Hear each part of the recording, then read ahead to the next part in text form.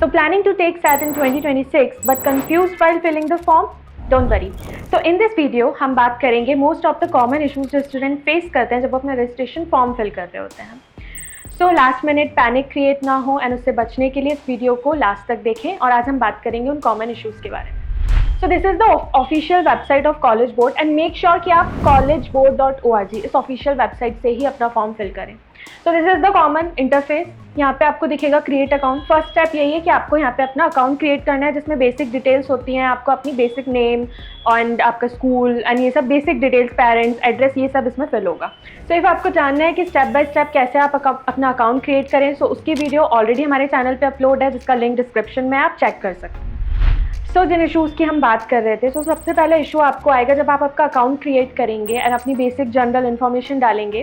सो जो first issue आपको आएगा वो आएगा where do you go to school section में. यहाँ पे आपको आपके स्कूल का नेम फिल करना है एंड मोस्ट ऑफ द ऐसा होता है कि मोस्ट ऑफ द स्कूल्स इसमें लिस्टेड नहीं है, तो आपको आपका स्कूल यहाँ पे दिखेगा ही नहीं. सो इस केस में हमें कुछ नहीं करना है, पैनिक नहीं करना है. हमें क्या करना है, यहाँ पे हमें चूज़ कर लेना है. यहाँ पे नीचे एक लाइन दी गई है, I am no longer in high school, my school is not listed. तो सिंपल आपको क्लिक करना है my school is not listed और फिर हम इस पेज पे लैंड करेंगे. ठीक है, यहाँ पे हमारा अकाउंट क्रिएट हो गया है. यहाँ पे आ रहा है हाय अनुकृति दिस, ये हमारा एक अकाउंट क्रिएट हो गया है. अब यहाँ पे से हमें आगे कैसे जाना है, माई साइट पे जाएंगे और अब हमारी आगे की डिटेल्स हम इसमें फिल करेंगे. सो अब इन यहाँ पे क्या क्या इश्यूज़ आएंगे वो मैं बताऊँगी आपको. So first step, enter your information. यहाँ पे हमें अपनी इन्फॉर्मेशन फिल करनी है.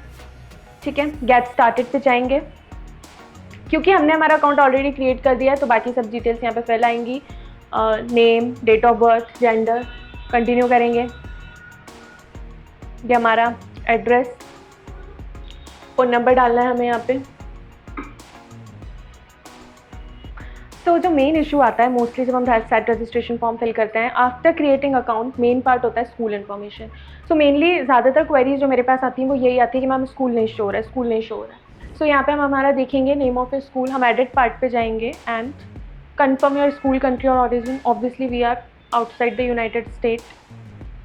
यहाँ पे high school code, high school name, city and country and origin और सर्च फॉर हाई स्कूल. तो जिस इशू की मैं बात कर रही हूँ सबसे जो मेन इशू आता है वो यही आता है स्कूल सेक्शन. जैसे कि इस केस में जब हमने केंद्रीय विद्यालय यहाँ पे फिल किया तो यहाँ पे आ रहा है can't find your high school. So इस केस में आपको कुछ नहीं करना है, कोई पैनिक क्रिएट नहीं करना है. यहाँ पे सीधे आप टिक कर सकते हो माई स्कूल इज़ नॉट लिस्टेड. आप इसको सबमिट करोगे.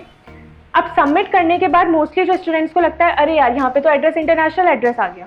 सो अब आपको ये हो जाएगा कि कुछ गलत हो रहा है, बट ऐसा कुछ नहीं है. ये एड्रेस वो क्योंकि ये जो फॉर्म है वो जो SAT बॉडी है वो US कंडक्ट कराता है, इसलिए ये एड्रेस इंटरनेशनल आ रहा है. तो आपको इसका कोई इशू नहीं है इसमें. अगर यहाँ पे ये एड्रेस आ रहा है आपको कुछ नहीं करना, आपको आगे बढ़ जाना है. तो नेक्स्ट कन्फ्यूजन जो स्टूडेंट्स को क्रिएट होता है वो कोर्स वर्क सेक्शन में होता है. कोर्स वर्क सेक्शन में मोस्टली स्टूडेंट्स को ये लगता है कि जो मैंने करिकुलम पढ़ा है वो सब्जेक्ट्स या वो टॉपिक्स तो यहाँ पे नहीं है. सो आपको कुछ नहीं करना है. अगर आपने वो पर्टिकुलर टॉपिक जिस क्लास में पढ़ा है वो सभी क्लास यहाँ पे टिक करनी है. नहीं पढ़ा है तो नन टिक कर देना है. फॉर एग्जाम्पल आपने 9th-10th में बेसिक मैथ्स पढ़ा है, ठीक है, तो आप बेसिक अलजेब्रा 1 और इक्विवेलेंट करोगे. अगर आपने एडवांस मैथ्स पढ़ा है तो कैलकुलस, प्री कैलकुलस ये आप सेलेक्ट कर लोगे. तो आपको यहाँ पे क्लास वाइज सेलेक्ट करना है. लाइक इंटीग्रेटेड मैथ प्रोग्राम आपने 9th में पढ़ा है तो टिक, 9th से पहले पढ़ा है तो टिक, 9th में पढ़ा है तो टिक, 10th में पढ़ा है तो टिक, 11th में भी पढ़ा है, 12th में भी पढ़ रहे हो तो टिक. नहीं पढ़ा है तो नन टिक हो जाएगा. सो ऐसे ही हर सब्जेक्ट के लिए यहाँ पे है जो आपको पर्टिकुलर टॉपिक वाइज यहाँ पे. एंड अगर आपको ऐसा लगे कि अगर आप इसमें ये टिक करोगे तो आपके SAT स्कोर पे कोई इफेक्ट पड़ेगा या आपके एप्लीकेशन पे कोई इफेक्ट पड़ेगा, तो you don't need to worry. ऐसा कुछ भी नहीं है. ये सिर्फ जस्ट बेसिक इन्फॉर्मेशन है. अगर आप इसमें नन भी फिल कर दोगे तो कोई इशू नहीं होगा. ये सिर्फ एक बेसिक प्रोफाइल के लिए है.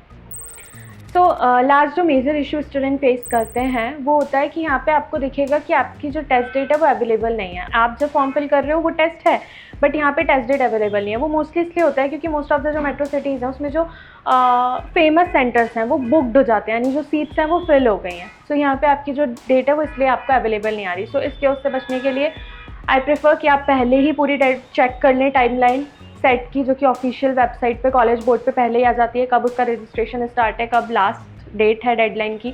अब डेडलाइन पे ही बिल्कुल अगर आप फिल करोगे तो ऑब्वियसली सीट्स अगर फुल हो गई तो आपको यहाँ पे आएगा कि टेस्ट डेट नॉट अवेलेबल. सो आप स्टार्टिंग में ही कर लो इससे बचने के लिए, ठीक है. या फिर फिर भी अगर आप लास्ट टाइम पे कर रहे हो, लास्ट डेट बिल्कुल डेडलाइन के पास कर रहे हो, तो या तो फिर आपको अदर सिटी यहाँ पे सेलेक्ट करना पड़ेगा, क्योंकि वो आपके जो सिटी है उसमें वो सेंटर अवेलेबल नहीं है।